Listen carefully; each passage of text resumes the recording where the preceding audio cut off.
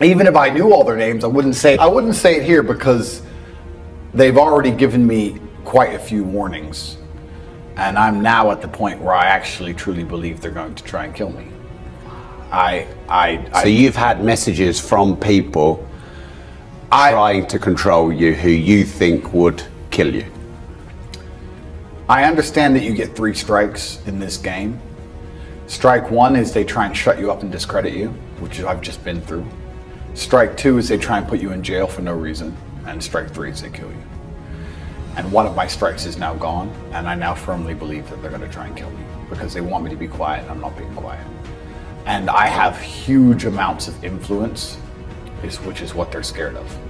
Because influence is what influence is what the world is about, right?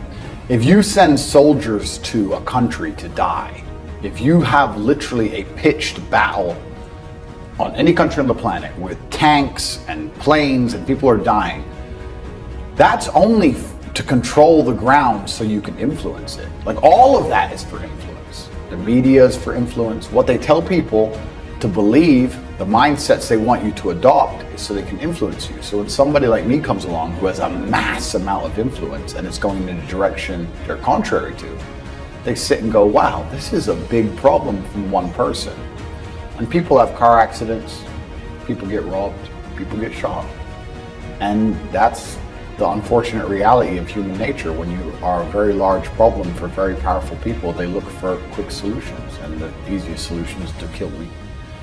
And I think it's going to get there if I'm not extremely careful. So yeah, they dislike me not just because of what I say, because everybody knows what I say is true, but because of the huge amount of influence I have, and also the influence I have over the one demographic they're most fearful of, which are the young military age males.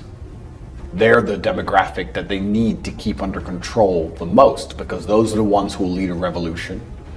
Those are the ones who are naturally rebellious.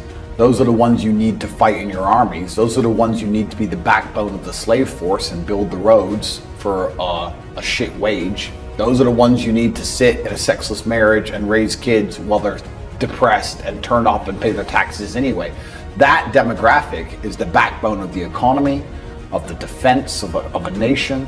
They're the number one enemy to the state if they decide to get in a big group together. Like, I don't want to be misogynistic, I've been accused of it enough, but if 100,000 women get in one place and complain, it's inconvenient. If 100,000 men get in one place and complain, it's a revolution. So they're scared of men free thinking, and they're scared of young men free thinking, and my fans are young military age males, and I teach them to free think.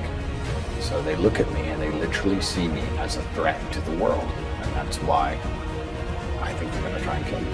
I'm as perspicacious as I can be. What does that mean? Perspicacious is the ability to perceive, perceptive. Right. Yeah. I'm as perspicacious as I can be, but I'm also very understanding that if they want me, they're going to get me. It's an unfortunate reality. It's very easy to kill you, especially at their level, right?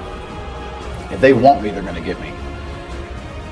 All I'm doing is trying to stay true to myself, stay true to God, because I truly believe this is a battle of good versus evil, and say the things I know need to be said in a way which is respectful enough and important enough so that the powers that be decide that it's okay if I stay alive. But if they decide the opposite, then there's very little I can do about it. And of course, I have a 10-man security team, everyone's armed, I carry a weapon, like, et cetera, et cetera. But if they want you, they're gonna get you. That's the game. So I've had strange offers, let's put it that way.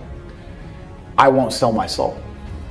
A lot of people do, right? What does sell your soul mean? It means that you sign a piece of paper and you shut up. Right. For X amount of money, yeah, or X amount of influence. Completely, but they don't, the way they want to change the world is not the way I will ever allow them to try and change the world. I don't agree with what they're doing. I think what they're doing is anti-humanist. I think what they're doing is truly evil. And I won't sell my soul. They can't convince me to sit and tell the children what they want the children to believe. And normally when you sign a contract and you become a music star or a sports star or whatever, you shut up. because you have sponsors, you have money, you can get canceled, etc. You have to be quiet. And I'm not in that position. So they try and get a degree of leverage over you. I've had very strange offers. I had phone numbers appear from nowhere, WhatsApp conversations. I'd have no idea who this person was or how they got my number, inviting me to very private parties in very private places. I had my own phone calls played back to me. I've answered the phone before, and it's a recording of me on the phone, and that's all it is. Wow.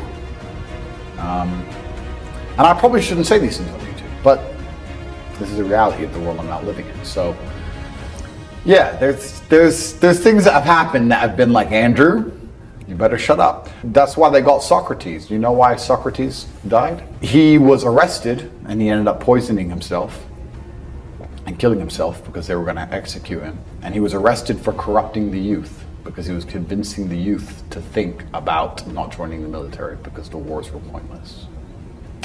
So corrupting the youth is why Socrates died. If you make the youth think, you're an enemy to the establishment. It's always been the same. At this point, I've now made a decision to stand true to my morals and stand true to God and genuinely be a force of good for the world and genuinely try to make people do good things to other people. And if I'm not going to stop doing that. So if I'm going to die, I'm going to die. It's like being in a plane crash. What can you do? The plane's going down. What are you going to do about it? You can scream and be a girl about it, but the plane's still going to crash. And that's why I know they want me gone. Because I know what happens when you're a powerful person and someone keeps poking you. I know what happens. And I know that not only from this world, I know it from the underworld. I've had a very long and interesting life. In a previous incarnation, I was involved in some shady things. I've been in rooms with people who sit around and say, this guy's a problem. As in they're talking about you? Or no, I've been in the room and we're talking about somebody else. Right. This guy's a problem. In another life? In another life. Yeah. And the problem gets fixed. I'm talking about, okay, let's take a